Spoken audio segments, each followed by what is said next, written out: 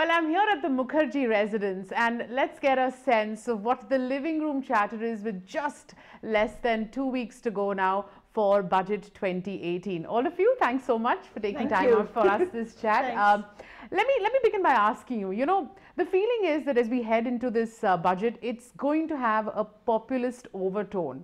Not just because, the government has an eye on the 2019 election, but also because we've got close to 5 state elections this year alone. What is your feeling in terms of, the expectation and the tone and tenor that we can expect? See, last year and the year before that, ever since the new government came, we have been thinking that there should be changes in the tax structure, and the expectations have not been fulfilled so far. So obviously this time it's at a high, thinking that 2019 is here, so I'm sure it will happen this time. Yeah. So we all want that the 2.5 lakh slab should go up to 3 lakhs, and maybe the tax structure should be rationalized so that you get more benefits. Like I always say that, well, I am in the same bracket as Ambani, so why should that be? I mean, look at the difference, right? Yeah. Because even I'm paying 30% tax, which is the maximum. Yeah. So maybe if that structure can be changed, and at least 20 lakhs becomes within your 20% tax bracket, then probably it will help a lot of people. If the exemption bracket is maybe increased, so that actually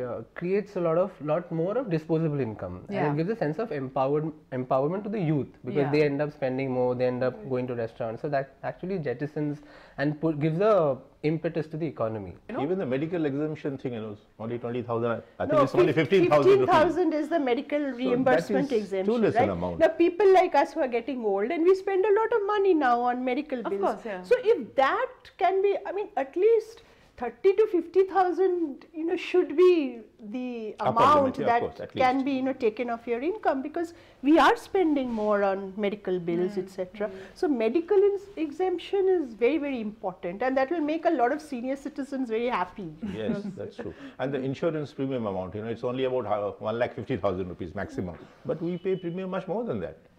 Younger guys also, they pay much more than that. Yeah. So why should you be restricted only to 1,50,000 rupees under 80C? I think that is the one tax. No, what about, Mr. Mukherjee, let me ask you actually, what about savings? What else do you think the government can do to incentivize savings? And I'm also asking this because, one of the trends that emerged last year, thanks to demonetization, was that a lot of money found itself into the equity markets. But the fact is that you need to have a stomach for it. Not everybody knows the risks involved.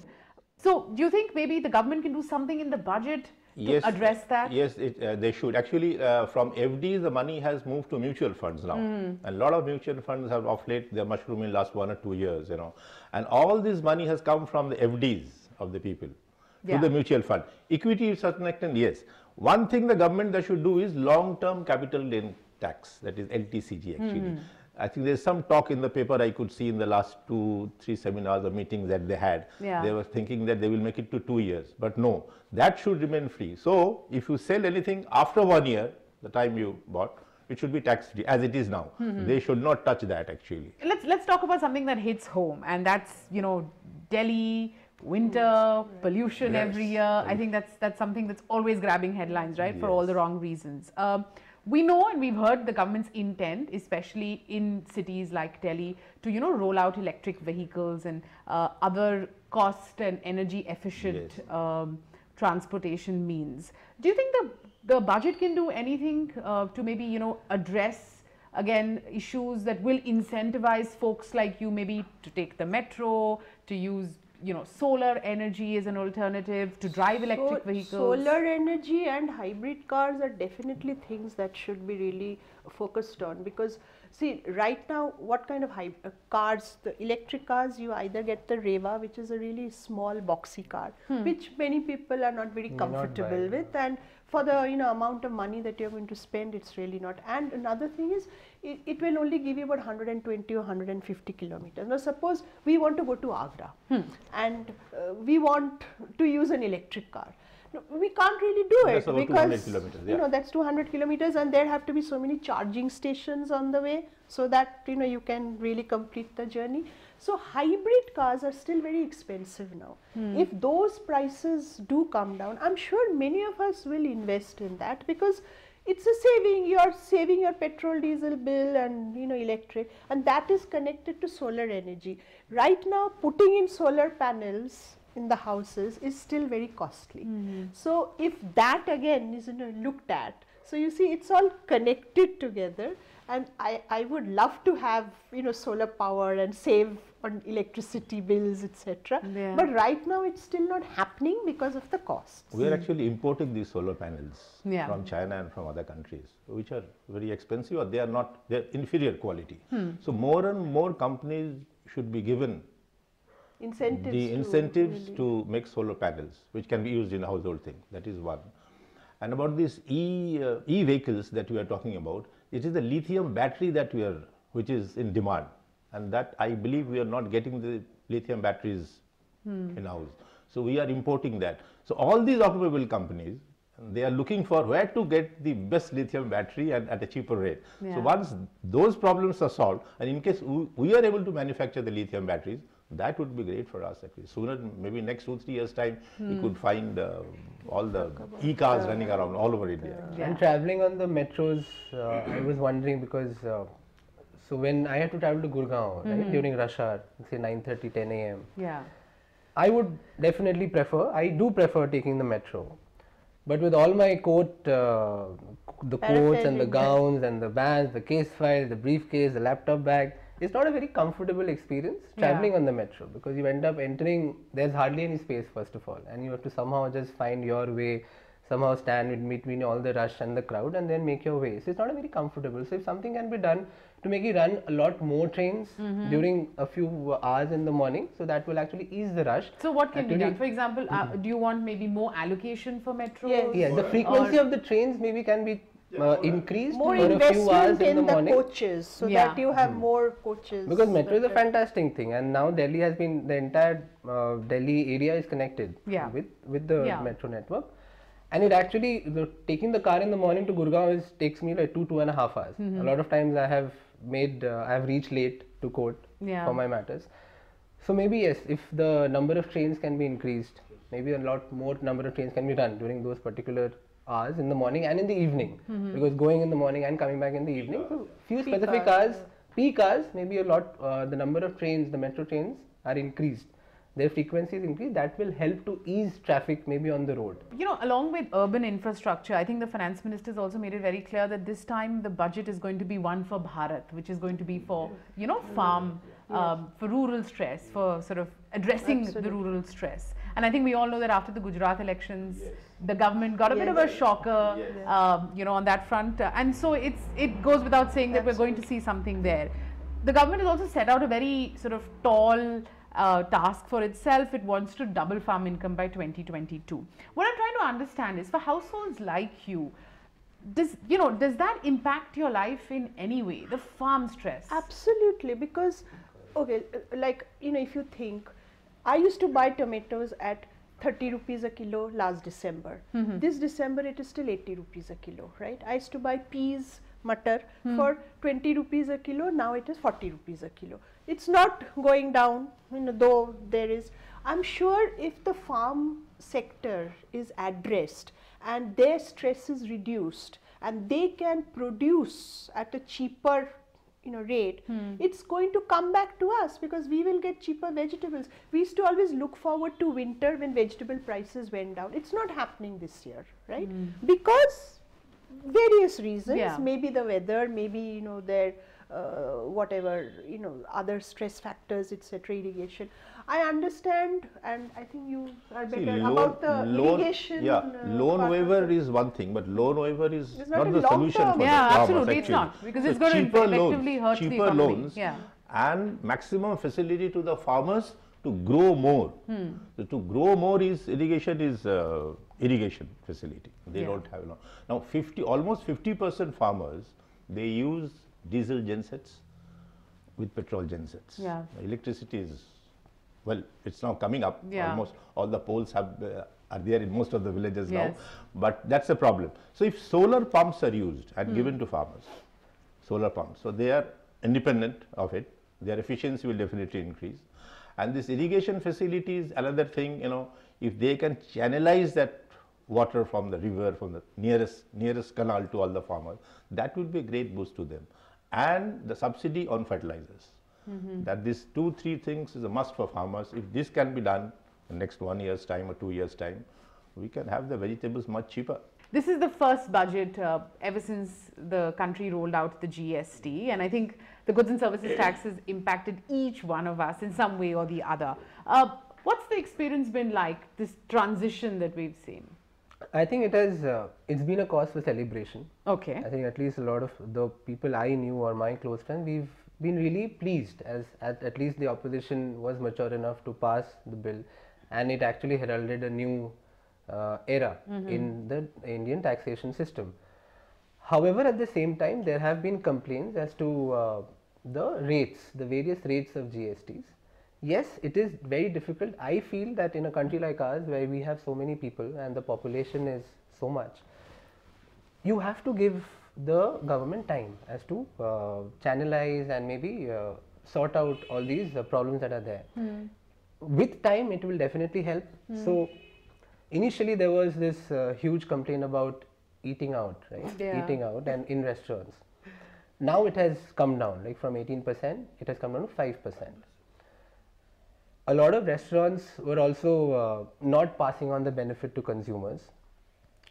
On those times, we just have to be generally aware. A lot of people say that, you know, the frequency with which the government changes rates is, it's so confusing, we are not able to follow. But then at the same time, there is also a duty upon us citizens to know as to what is happening. GST, I think it has simplified, you know, a lot of the working, because you now have one tax. And what we have seen is, like, especially transport, you know, because you are not I was talking stopping, about, you know, like, you know, anywhere, and there is, you know, the e-bill. Like, say from Chennai to Delhi, earlier the trucks used to take about 10 days, 10 to 12 days, you know. They used to stop at every state boundary check post, they had to stop, spend about a day or so. Nowadays, they are saving about 4 or 5 days on that, because there is no check post in any of the state boundaries, actually. But, you know, you run a business, for example. So how is, you know, life changed? So it has helped actually that way, you know. All the transporters, we are all involved with the transporters, actually, movement of vehicles from one place to the other. Now they are all saving days, and 3-4 days, you know, they are saving for per trip. So that's a great thing for that, actually. So, you know, why don't each of you tell me, you know, if the finance minister was listening, 2 things that you think this budget most definitely must address. Let's start with you. Like I said, the standard deduction should be brought back, and the tax structure should be rationalized. These are the things that I would look for. Okay. On a push of digital payments, yes, a lot of people have started using it, has made it very convenient for all to make digital payments. But at the same time, when we are making payments through debit cards and credit cards, we are charged a particular, for the payment gateway, we are charged extra. Or even when we are making, using these wallets, the cashback that we receive, it's very negligible.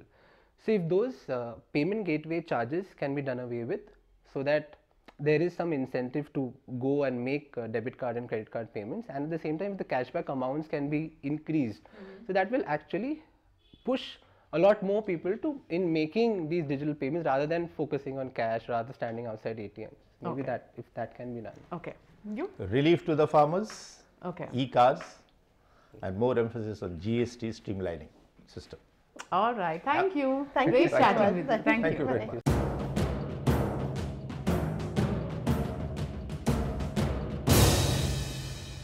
Welcome back. You've joined us on the Family Budget. This is the show where we ask regular families what their expectations are from the finance minister this time round. Today, I've got with me Tushar and Deepti, the Agarwals, who are going to tell us just what their expectations are. Guys, thanks so much for taking time out for us. You know, every time before a budget, there's so much anticipation and excitement, especially for us taxpayers. What are you pinning your hopes on this time? The first and the foremost will be to raise the tax exemption limit. I think that will be a biggest relief that we will get from the years to come. We've been watching and really waiting for this tax relief to come. So that's one of the major things that we would expect. Yeah, exactly. I feel the same way, and lots of sections which have a lower limits, and in terms of, let's say, for example, education loans, the taxation on interest on education loans, it needs to be waived off. Okay. You know, last time the budget was coming on the heels of demonetization, which without a doubt disrupted a lot of our lives. This time it's going to be the first budget after the GST. How has the experience been for a household as far as GST is concerned? And Tushar, you run a business, so I'm sure, you know, it's really hit home. Yes.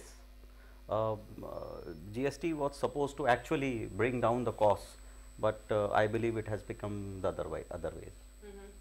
So the costs have gone up, the taxation are on a higher side.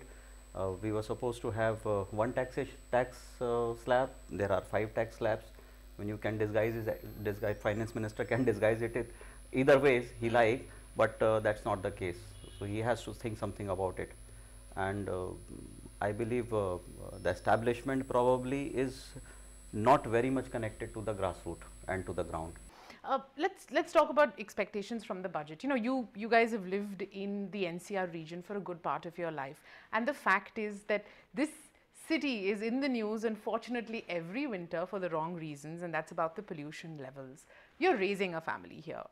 This is not what any of us envisage for ourselves, for our family. Do you think that the budget can do something to address that? Why not? I mean, when you are talking about pollution, we are talking about sustainable energy. So when we are talking about sustainable energy, we are talking about solar. When we are talking about solar, why is it costly? So why do I need to spend 50,000 bucks for 1 kilowatt of energy? I mean, 50,000 bucks for 1 kilowatt of energy, which is the minimum requirement for a household to light up their bulbs, their refrigerator, and everything. So is that justified? And that's because the cost of the solar panels and solar batteries in there is a huge taxation of 12% to 18%. So that is something, if the government is really serious about curbing pollution, talking about reducing our hydel power and coal power generation, then why not make solar tax free? What about electric vehicles and hybrid cars?